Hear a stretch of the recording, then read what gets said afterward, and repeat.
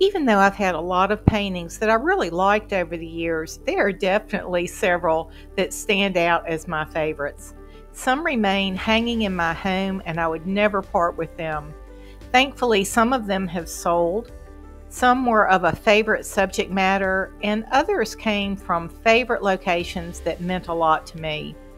Some are a bit silly and just make me laugh, and others were just so much fun to paint with lots of color, lots of loose brushwork. You'll see some favorite commission pieces and some with a different but beloved color palette. As for the rest, well, you're just going to have to wait. I'm giving you a deep dive on why these 10 are my very top picks. Hey, if you wouldn't mind hitting the like and subscribe buttons, you can help get this channel up and running. Thanks so much. Here we go. Number 10. This is a painting that I have just loved. Someone purchased this kind of early on. I had just taken a course by Elizabeth Robbins on painting roses and felt like I really got some great instruction from her. I was so pleased with the brushwork on these roses, and I really love the color combination. I don't use those light turquoisey colors very often, but I thought it was just so beautiful with the pink. I love the softness of the fruit and the debris at the bottom. Everything was super soft and a little blurred out, and this is definitely one of my favorite paintings. In the number 9 spot, my collection would not be complete without one of my dog paintings. I love dogs. I've had lots of dogs over the years, and this little terrier painting is one of my favorites. I love how rumpled he is. I particularly like the glassy eye. Used burnt sienna and a really strong highlight, and was just real pleased with the effect of that. And also this wet nose. I did that completely using black and white and shades of gray in the middle, just adding a little more white, a little more black, gave that nose a great three-dimensional effect. Yep, this one's definitely in my top 10. Number 8, speaking of turquoisey color combinations, this is a painting that I did fairly early on. And again, even though turquoise isn't a color I use a lot, you'll notice that already there are 2 in my top 10 with this color palette. This was such fun to paint. It was so loose, it was unrestricted. I made up a lot of these flowers, and it was just a joy and a delight to paint. A favorite customer purchased it, so that made it even better. Definitely in my top 10. Number 7 on the list. Where would we be without laughter? I can't imagine. This is one of those ridiculous little silly paintings, and for some reason I absolutely love it. I have lots of little birds at my house, and I love that you can see all the way down into that throat. I like taking little bitty paintings and putting them in big oversized frames. So here it is hanging in my den. Just love it.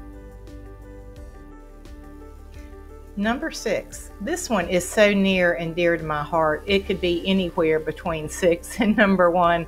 I love these robin's eggs and the bird's nest. I remember vividly painting these eggs and spending so much time trying to get those different variations of color just right. I spent so much time in experimenting with different brushes, getting that nice texture in the nest. In fact, this is so high up on my list. My video about myself that I have on YouTube, it's with that painting in the background. Actually, that painting sold, and I loved it so much that I had a reproduction made on canvas, and that's really what you see in the background. Number 5. This was really interesting. This was actually 2 paintings that were commissioned by a customer to go in a guest room over twin beds. So they were going to be hung very close together, and they needed to work well together, but yet they needed to look different but yet balanced. And it was quite a challenge just in the design of it. It was a lot of fun working with her. She was a fun customer, and I kept her in the loop, and I would show her updates, and every once in a while there'd be a flower that she wouldn't like, and we'd take it out and put in something else. But I was really pleased with the way these turned out and with all the colors in her room. They really were beautiful, and I think they were just what she wanted. It was funny, the clay pots on these I thought turned out really well, and I've used these in multiple videos talking about shadow colors and how to do terracotta, so I've gotten a lot of mileage out of these two wonderful commission paintings. Number 4, this painting is called Emma's Garden, and it's one of many packed out garden scenes that I've done.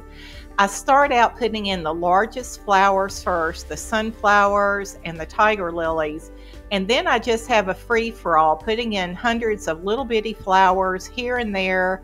A lot of them I just make it up as I go, and it's just always a super delight to paint this kind of garden. They've been good sellers for me. I just recently completed 2 large garden scenes as a commission for a customer, and again, just packing in hundreds of flowers just to my heart's delight. Definitely in my top 10. Number 3 on my list. This was not originally in my top 10, but as I was looking back through photos, every time I come across this one, I just sort of take a loving sigh in. I just love this painting. A favorite customer purchased it. I love the light, the way it hits. I love the looseness of the stems that are in it, and that little zinnia, the way the petals worked out. I don't even know how I did that. I look at that now and thinking, what kind of brush did I use to get that effect? But I just absolutely love this painting. It was a joy and delight, and it was one of those that just turned out even better than what I was expecting. Definitely had to make it into my top 10. Number 2, I feel like we need a drum roll at this point. This geranium in clay pots painting hangs over my mantle in my den, the room that I spend the most time in, and I absolutely love this painting. I love the way the shadows of the leaves fall at the top of the pots. I love the variety of leaves, and with the different varieties of geraniums, I love that I've got the reds and the pinks and the corals. And I particularly like this watery background. It almost looks like a watercolor in the back. It's thin washes of greens and blues and purples, and it just gives this really, really lovely feel to the painting. I've never painted anything quite like it. And as I'd gotten used to it hanging above my mantle, I thought, oh my goodness, what if it sold? I couldn't part with it. So it is marked as not for sale on my website. Definitely one of my all-time favorites. Finally, we get to my number 1 pick, my very favorite painting of all the paintings I've ever done, and it is called Edge of the Woods. This is hanging in a little hallway in my house, and there is nothing about this painting that I would change or do differently. I don't know that I've ever had a painting that I wouldn't tweak it just a little bit, but to me, this one is just absolutely perfect in my eyes. It made my heart jump the first time I worked on it, and it still does. I put in a deep yellow ochre background, and a lot of that peeks through the sky and above the mountains. I particularly love doing the tree trunks with lots of strong highlights, lots of strong shadow lines. I just love that push and pull of extra lights and extra darks. I loved all the different greens in the foreground all the way to the background. This was just a stroke by stroke, delightful painting to paint. I don't know if other artists feel this way, but my emotional attachments to paintings in large part was due to how much I enjoyed the painting process. In fact, I like this painting so much, I wanted to do a tutorial on it, so I repainted it in a tutorial that I have on Skillshare. Here is the second painting. The color palette was slightly different, but out of everything I've ever done, this remains my number 1 favorite painting. It still makes my heart jump every time I look at it. Thanks so much for taking this deep dive into my favorite paintings. I'm going to put a link to my website below where I have very inexpensively priced tutorials and courses if you'd like to paint along with me. And I also have lots of free things out on YouTube. I invite you to check that out, subscribe, and you'll be able to stay up with all of my new videos. You can also go to my beautiful new website and check out all the paintings that I do have available and that are for sale.